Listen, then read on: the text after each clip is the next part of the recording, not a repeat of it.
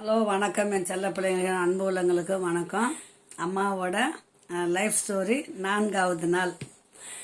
இன்னைக்கு என் மனசில் இருக்கிறத உங்கள்கிட்ட சொல்கிறதுல எனக்கு ஒரு சந்தோஷம். உங்கள்கிட்ட நீங்கள் மெசேஜ் பண்ணுறதை படிக்கும்போது அம்மாவுக்கு இன்னும் கொஞ்சம் மைண்ட் ரிலாக்ஸ் ஆகுது. செல்ல பிள்ளைங்களா 6th வரைக்கும் படித்தேன் இல்லைங்களா. 6th போயிட்டு 5th வரைக்கும் போன ஸ்கூல் வந்து நான் ஃபோட்டோ எடுத்து வந்து வச்சுக்கிறேன். அன்றைக்கி போனேன், வெளியே போனேன், அந்த ஃபோட்டோ பிடிச்சிட்டு வந்து வச்சுருக்கிறேன். ஸ்கூலை மட்டும் தொலைவில் வந்து எடுத்தேன். நான் நடுவில் டிராஃபிக்காக இருந்ததா கொஞ்சம் தொலைவில் வந்து எடுத்தேன். காட்ட சொன்னால் உங்களுக்கு காட்டுறேன். ஒரு ஷார்ட்ஸில் போடுற மாதிரி போடுறேன் பாருங்கள். அப்புறம் 6ஆம் கிளாஸ் போனோன்னா 6ஆம் கிளாஸ் போகும்போது என்ன பண்ணாங்க, வேறு ஸ்கூல் போட்டாங்க. 5th வரைக்கும் முடிஞ்சது. 6th போனோம். அப்போல்லாம் இப்படி பார்த்து தான் சேர்க்க சொல்லுவாங்க ஸ்கூலில் சேர்க்கும்போது. 6ஆம் கிளாஸ் போகும்போது அது மிஸ்ஸு என்ன சொல்லிட்டாங்க, அம்மா என்ன படிச்சுக்கிறாங்க, அப்பா என்ன படிச்சுக்கிறாங்க. அம்மா வந்து வெளியே தொலைவில் இருக்காங்க, அப்பா தான் இருக்காங்கன்னு. அப்புறம் அப்பாவை கூட்டின்னு போய் அந்த ஸ்கூலில் போய் சேர்த்தாங்க. அந்த ஸ்கூல் கொஞ்சம் நல்ல ஸ்கூல் தான். அங்கேயும் தரையில் தான் உட்காரணும். 6வது ஒரு வருஷம் தான் படித்தேன் அந்த ஸ்கூல். 6, 7 வரைக்கும் படித்தேன். 6, 7வது போகும்போது தான் அப்பா வந்து அக்கா வந்து பெரிய பிள்ளை ஆகிட்டா.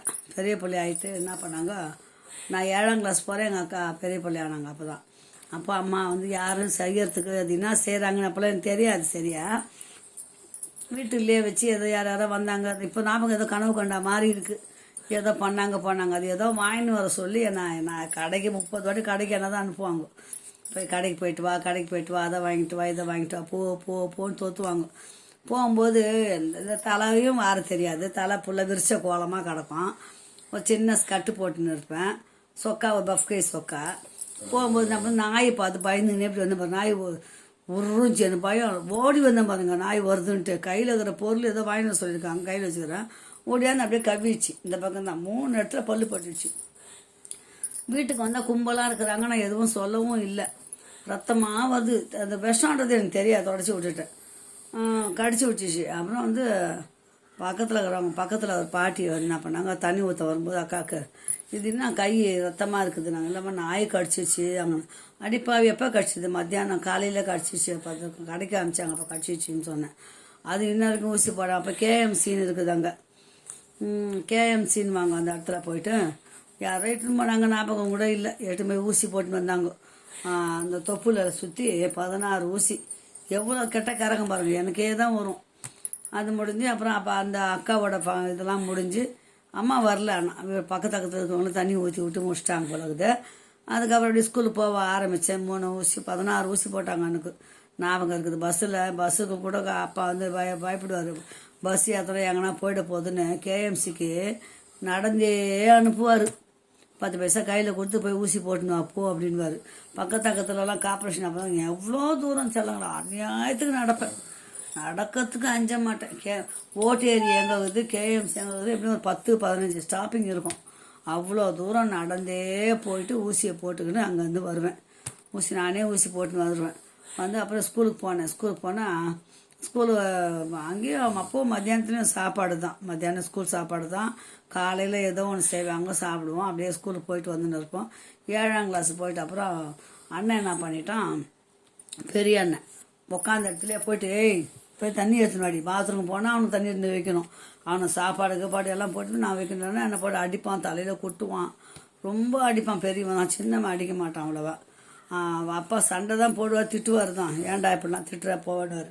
எல்லாம் தூங்குவாங்க பிள்ளைங்களா. அப்பா மன்னர் என்னை 7ஆம் கிளாஸ் போகிற வரைக்கும் கூட செல்லங்களா ராத்திரி 2 மணிக்கு எழுப்பி விடுவார். என்னை மாடெல்லாம் விற்றுட்டாங்க. அக்கா வயசுக்கு வந்த அப்புறம் வீடு இடம் பத்தலை, சின்ன வீடு, படுக்கக்கூட இடம் பத்தலைன்னு மாடை வந்துலாம் விற்றுட்டாங்க. இந்த மாடு வந்து எங்கள் அப்பா அழுவேன். நாங்களாம் மாடு போச்சுன்னு அப்படி அழுவோம். இதுக்கு விற்றுட்டார். இந்த ஏதோ ஒரு இடத்துக்கு விற்றுட்டார். செம்மண் கலர் மாடு, ஒயிட்டில் கருப்பு கலந்த மாதிரி 2 மாடு இருக்கும். அந்த சாணி கிண்ணு எடுத்து கழுவுறதெல்லாம் நான் தான் செய்வேன்.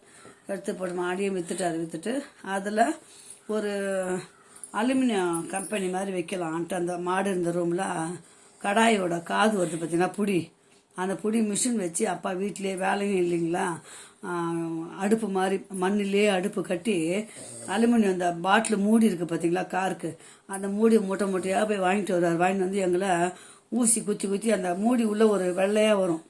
அந்த காருக்கு உள்ள பார்த்துருப்பீங்க, மருந்து பாட்டில் மூடி உள்ள பாருங்கள் ஒரு காருக்கு மாதிரி. அதெல்லாம் எடுக்க சொல்லுவார். ராவும் பகலும் எடுத்து போட்டு மூட்டை மூட்டையாக நான் எங்கள் தம்பி எங்கள் தங்கச்சி எல்லாம் எங்கள் அண்ணன் எல்லோரும் கும்பலாக உட்காந்து எடுப்போம். எங்கள் அக்கா மட்டும் ஸ்கூலுக்கு போயிட்டு வந்து ஏதோ ஒன்று ஆக்குவா செய்வாள். சோறு வடிக்க சொல்கிறது இல்லை. அந்த காலில் ஊற்றிக்கின பார்த்தீங்களா, அது வந்து எனக்கு சாதம் வடின்னு சொல்ல மாட்டேன். கவுக்க தெரியாது. குண்டான கவுக்கும் போது தான் விட்டுட்டேன்ல நான், அதுலேருந்து விடுறதில்ல என்ன. அந்த கார்க்கு எடுத்துட்டு அடுப்பு மாதிரி ஒன்று எரியும். அது ஏதோ மூசைன்னு சொல்லுவாங்க, வீட்டுக்குள்ளேயே அக்னி மாதிரி நெருப்பு எரியும். அது இதில் வந்து அந்த கார்க்கெல்லாம் அள்ளி போட்டால் அது குழம்பு மாதிரி கொதிக்கும். அந்த நெருப்பு குழம்பு மாதிரி கொதிக்கும், அந்த அலுமினியம் உருகி போய். அப்போ அந்த டையை வந்து அழுத்தி பிடிக்கணும். நாங்கள் இப்படி அழுத்தி பிடிச்சோம்னா அதில் மொண்டு அப்பா ஊற்றுவாங்க. பெரிய கரண்டி வச்சு மர கரண்டி வச்சுருப்பார். அந்த கரண்டியால் இரும்பு புடி மட்டும் மரப்பொடி வச்சு அதை துணி போட்டு சுற்றி இருப்பாங்க. எடுத்து அதில் ஊற்ற சொல்லுவாங்க. அந்த அடுப்பு எரியலைன்னா மிஷின் சுற்றணும். நாங்கள் இப்படியே சுற்றணும். ஆடிக்கினே சுற்றுவேன். ராவும் பக்கம் தூங்க விட மாட்டார் எங்கள் அப்பா. எங்களுக்கு அந்த தூக்கம்னா என்னான்னே தெரியாது. எப்படி நாங்கள் அதுதான் சினிமாவுக்கு போனால் அங்கே தூங்கிடுறது. எப்போனா அந்த மூசையை சுற்றி சுற்றி அந்த அந்த உருகும் அந்த கார்க்கெல்லாம் இந்த கடாய் காதுன்னு சொல்லுவாங்க. வீட்டில் கடாய் இருந்தால் பாருங்கள், அலுமினிய கடாயில் 2 காது வரும், பிடி வரும். அந்த பிடி வந்து அப்பா வீட்டிலே அதெல்லாம் மிஷினை இழுத்தோம்னா டையை இழுத்தோம்னா அந்த பொத்துன்னு கீழே விழும். அப்போதுக்கப்புறம் அதை சூடு எடுத்து ஒரு இடத்துல போடணும். நிறைய சேர்ந்துடும். சேர்ந்ததுக்கப்புறம் அதை ராவணம் உட்காந்துணும். பிசுறு இல்லாமல் ராவணம்னா ஒரு மூட்டை சேர்ந்துடுச்சுன்னா அதை வண்டியில் வச்சுன்னு பஜாருக்கு போட்டு வருவார். வருமானம் எதுவுமே இல்லை. எங்கள் அப்பா வாடகை கிடையாது. எது 6 பிள்ளைகளை காப்பாற்றணும். ஒரு அப்பா என்ன பண்ணுவார், எதனா ஒன்று. ஆனால் கஷ்டப்பட்டுக்கினே தான் இருந்தார். எங்கள் அப்பா சாகிற வரைக்கும் கஷ்டப்பட்டு தான் இருந்தார். எங்கள் அப்பா பாசம் எனக்கு அது மாதிரி சொல்ல நினச்சேன். இப்படி கஷ்டமாகுது, அப்பா கஷ்டப்படுறதுலாம் நினச்சேன். அந்த மாதிரி போட்டு அந்த மாதிரி கஷ்டப்படுவோம். கஷ்டப்பட்டு அதை போட்டுட்டு வந்த அப்புறம் அந்த வேலை போயிடுச்சுன்னா 2 மணிக்கு எழுப்பி விட்டுருவார். மாடு இல்லை, நீ போய் சாணி பொறுக்கிட்டு வா. சொம்பில் தண்ணி கொடுத்து அனுப்புவார். ஒரு மக்கில் இவ்வளோ பெரிய அண்ணன் கூட இடுப்பில் தலைமையில் தூக்கி வச்சுன்னு பயப்படாது ரோடு இருக்கும். ராத்திரி 2 மணி 1 மணிக்கு எப்படி இருக்கும் ரோடு, அமைதியாக இருக்கும். ஏற்கனவே போட்டு வச்சுருந்தா சாணிங்க, மாட்டு சாணிங்க தெருவா. இங்கேருந்து கொஞ்சம் ஒரு கிலோமீட்டர் வரைக்கும் நடந்து போவேன் தாங்க பிள்ளைங்களா. சாணி எடுத்து அதில் போட்டுருவோம். கூடையில் போட்டு தூக்கவே முடியாது, வெயிட்டாக இருக்கும். முடிஞ்ச வரைக்கும் நல்லா கொஞ்சம் குண்டுன்னு இருப்பேன். ஆனால் குள்ளமாக இருந்தாலும் குண்டாக இருப்பேன். தூக்கி தலைமாரி வச்சுட்டு வந்து கொட்டிட்டு மொட்டை மாடி ஏறணும். படிக்கட்டெல்லாம் கூட எனக்கு 2 மெத்த ஏறணும். அப்பா வீட்டில் எதுவுமே சாணி மொட்டை மாடியில் கொட்டிட்டு அப்புறம் அந்த மாடை தெளித்தோம்னா, மாட்டு பின்னாடி கொஞ்சம் தண்ணியை தெளித்தோம்னா மாடு வந்து எந்திரிச்சு நின்று கோமியம் போயிட்டு சாணி போடும்.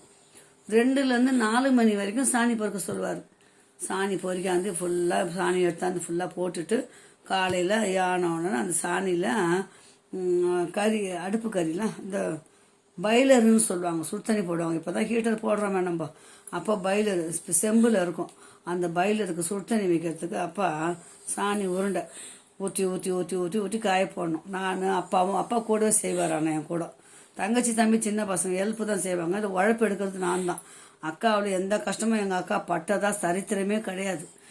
சாணி தட்டிட்டு ஃபுல்லாக மாடியிலே ஒரு செவுறு ஃபுல்லாக சாணி தட்டி வச்சுருப்போம். காஞ்சதும் பெரட்டி போடுவோம். அது நல்லா காஞ்சதை எடுத்து நல்லா காஞ்ச அப்புறம் உடச்சி அடுப்பில் வச்சு விறகு வாங்க மாட்டார். எங்கெங்கே தேங்காய் நார் பிச்சு போடுறாங்க பார்த்தீங்களா, இளநீர் உடச்சி அதெல்லாம் பொறுக்கிட்டு வர சொல்லுவார் அப்பா. எல்லாம் பொறுக்கிட்டு வந்த உடனே அதை போட்டு கீழ்ச்சி நான் கட் பண்ணி காய வச்சு புகை கண் அவிஞ்சு போவோம். அந்த புகை அதில் தான் சோறு ஆக்கணும். அந்த விரட்டி கொஞ்சம் கம்புங்க எங்கன்னா கடந்தால் பொறிக்காந்து வச்சு அதை வச்சு இந்த தேங்காய் மட்டை நாரை வச்சு தான் சாப்பாடு ஆக்கணும். ஒரு நாளைக்கு ஒரு தடவை தான் சாப்பாடு ஆக்குவார். அதுவே தான் எங்களுக்கு ஸ்கூலில் பகலில் சாப்பிட்டோம், ராத்திரிக்கு பழுது மீறதுக்கு காலையில் குடிச்சிட்டு போயிடுவோம். இது மாதிரி தான் இருந்தது. 6 7வது வரைக்கும் இப்படி தான் கஷ்டப்பட்டேன். 8வது போகும்போது என்ன பண்ணேன், 7 தான் இன்னொரு வருஷம் உட்கார வச்சுட்டாங்களே, சரியா கால் சரியில்லைன்னு இன்னொரு வருஷம் உட்கார வச்சுட்டாங்க. அப்புறம் அப்பா அண்ணன் என்ன பண்ணால், நீ வந்து ரொம்ப வேலை வாங்குவானுங்க. எனக்கு எங்கள் அம்மா மேலே கொஞ்சம் ஆசை வந்துச்சு. போய் பார்க்க ஆரம்பித்தேன் அம்மாவை. சரி அம்மாவை பார்க்கும்போது அம்மாவை பார்த்துட்டு வரலான்ட்டு நைஸாக போயிடுவேன். வாரத்தில் எப்படி 1 நாள் 2 நாள் போயிட்டுனா அம்மாவை பார்த்து பேசி 20 பைசா கொடுப்பாங்க. வாங்கிக்கின்னு அங்கே சாப்பாடு என்ன வாங்கி கொடுப்பாங்க. சாப்பிட்டுட்டு நைஸாக வந்துடுவேன். ஸ்கூலில் கட்டு வச்சுட்டு அம்மாவை பார்க்க போயிடுவேன். போய் பார்த்துட்டு பேசிட்டு என்ன வாங்கி கொடுப்பாங்க. வாங்கின்னு வந்து சாப்பிட்டுட்டு வந்து நைஸ் சைலண்ட்டாக அந்த அப்பா கிட்ட வந்து படுத்துப்பேன். வீட்டில் வந்து வந்துடுவேன். எனக்கு இப்படி தான் அப்படி தான் தலைக்கு எண்ணெய் கூட வச்சு விட்டு வாரி விட்டார் நாள் கிடையாது. தலை வாரி இந்த 2 பின்னல் போட்டது கிடையாது. இந்த குதிரை இப்போ கட்டுறேன் பார்த்தீங்களா, இந்த குதிரை வால் தான் அப்போவும் நீட்டாக இருக்க முடி குதிரை வாழை கட்டிட்டு ஸ்கூலுக்கு போயிடுவேன். அப்புறம் 7வது போன அப்புறம் தான் 2 ட்ரெஸ் தான் எடுத்து கொடுத்தாங்க. ட்ரெஸ்ஸும் கிடையாது. அக்காவோட தாவணி பழைய தாவணியை கிழிச்சு அதில் டெய்லருக்கு கொடுத்து கட்டு மாதிரி தைக்க சொல்ல. தாவணியே மெலிசாக இருக்கும், அது கூட எனக்கு சொரணம் தெரியாது. அந்த மாதிரி தான் துணியை போடுன்னு தெரிவேன் நான். 7வது 6லேருந்து 7 போன அப்புறம் தான் இந்த மாதிரி துணி போடக்கூடாது அப்படின்னு எனக்காக ஒரு கொஞ்சம் வெக்கம் வந்தது. உள்ள இன்னர் போட்டால் கூட தொடலாம் தெரியும். அப்படி தான் இருந்தேன் நான். 7வது போகும்போது தான் அம்மாக்கிட்ட சொன்னேன், அம்மா எனக்கு எல்லோரும் எனக்கு திட்டுறாங்க, அடிக்கிறாங்க, எனக்கு நல்லாவே இல்லை, எனக்கு ரொம்ப கஷ்டமாக இருக்குமா, எனக்கு அவங்க கூட வந்துடுவான்னு. அப்படிலாம் வரக்கூடாதுன்னு உங்கள் அப்பா கிட்ட தான் நீ இருக்கணும் அப்படின்னு சொல்லிட்டாங்க அம்மாவும். புரியுதா? அப்புறம் வீட்டுக்கு வந்துட்டேன். வீட்டுக்கு வந்தோன்னே அண்ணன் என்ன பண்ணிட்டோம், எங்கடி போனேன், ஏன் போனேன், அம்மா தான் நான் மட்டும் பேச மாட்டேன்னு வரமா எதுக்கு போனேன்னு சொல்லிட்டு ஊதாங்கோல் முட்டிலேயே அடிச்சிட்டான் எங்கள் அண்ணன், பெரிய அண்ணன். முட்டியில் அடிக்க முட்டி நல்லா பெருசாக வீங்கி போச்சு. நடக்கவே முடியல என்னால், பஸ்ஸு ஏறவும் முடியல. போயிட்டு நேராக போய் அழுகுறேன். எங்கள் அம்மாக்கிட்ட போயிட்டேன், ஹாஸ்பிட்டலுக்கு போயிட்டு அம்மா ராத்திரி, அதுவும் நடு ராத்திரி நடந்தே போயிட்டேன். ஒரு 10-11 மணி இருக்கும். நான் நடந்து போயிட்டு நைட் டியூட்டி டே டியூட்டி மாறி மாறி போடுவாங்க அம்மாவுக்கு. புரியுதுங்களா? அம்மா நைட் ஷிஃப்ட் செய்கிறாங்க, நான் வரேன்னு தெரியாது. அவங்க மட்டும் சாப்பாடு கட்டின்னு போயிருக்காங்க. என்னை பார்த்ததும் ஒரே அழுகுறாங்க, ஏன் வந்தேன் இந்நேரத்துக்கு. இல்லைம்மா என்னை போட்டு அடிக்கிறாங்க, என்னால் கோவிந்தராஜ் எங்கள் அண்ணன் பேர் அடிச்சுட்டான், நாங்கள் இருக்க மாட்டேன். அப்பா கூப்பிட்றாரு, வாமா போவாதன்னு. இல்லை நான் இதுக்கு மேலே இங்கே இருக்க மாட்டேன், என்னை ரொம்ப அடிச்சுட்டான், கால் வீங்கி போச்சு, என்னால் வேலை செய்ய முடியல, அடிக்கிறாங்க சொல்லிட்டு எங்கள் அம்மாக்கிட்ட நான் வரமாட்டேம்மா, போக மாட்டேன், வந்தால் நான் உங்ககிட்ட வரேன், இல்லைன்னா இங்கே இப்படியே போய் எங்கன்னா செத்து போயிடுறேன், எங்கன்னா போயிடுறேன்னு சொல்லி அழுகுறேன். அப்போ தான் நான் பண்ணேன், எங்கம்மா வா போகலான்னு சொல்லிட்டு டியூட்டி முடிஞ்சுது. எங்கள் அண்ணன் 2 அண்ணனும் வந்துட்டானுங்க. அவன் அந்த பொண்ணை அனுப்புறியா இல்லையா, அந்த பொண்ணை அனுப்புறியா, எங்கள் அம்மாட்ட பேச மாட்டானுங்க. எங்கள் அம்மா வீட்டை விட்டு போயிட்டாங்கம்மானது பேச மாட்டானுங்க. அனுப்புறியா இல்லையான்னு கேட்குறான். வில்லியன் ஹாஸ்பிட்டலில் சிஸ்டர்லாம் என்ன பிரச்சனை, ஒன்றும் இல்லை, இந்த பொம்பளை பிள்ளைய போட்டு அடிச்சுட்டானுங்க, அவள் போக மாட்டேன்னு சொல்கிறா, நான் எப்படி நேரத்துக்கு நம்பி துரத்துறது, இது எதனா பண்ணின்னு செத்து போச்சுன்னா அந்த பொண்ணு என்ன பண்ணுறது அப்படின்னு சொல்கிறாங்க. அப்புறம் பெரிய நர்ஸு என்ன சொன்னாங்க, நீங்கள் 2 பேரும் போங்கப்பா, நாங்கள் காலையில் சமாதானம் பண்ணி அந்த பொண்ணை உங்கள் வீட்டுக்கு அமுச்சு விட்றோம் அப்படின்னு சொல்லிட்டாங்க. காலையில் நான் ஏன் போவேன் எப்படின்னு சொல்லி நாளைக்கு சொல்கிறேன் வீடியோவில். நாளைக்கு கேளுங்க பிள்ளைங்களா. மீண்டும் அம்மாவோட வீடியோ பார்க்கணுன்னு தோணுச்சுன்னா கண்டிப்பாக சொல்லுங்கள். நான் மெசேஜில் பேசி அனுப்புகிறேன் சில பிள்ளைங்களா. ஓகே, பாய் சிலங்களா. மீண்டும் நான் நாளை வாய்ஸ் மெசேஜில் சந்திக்கலாம். அம்மாவோட சோதியை சொன்னால் ஒரு ஆதங்கத்துக்காக சொல்கிறேன் பிள்ளைங்களா, ஒரு ஹாப்பியாக இருக்கும். ஓகே, பாய்.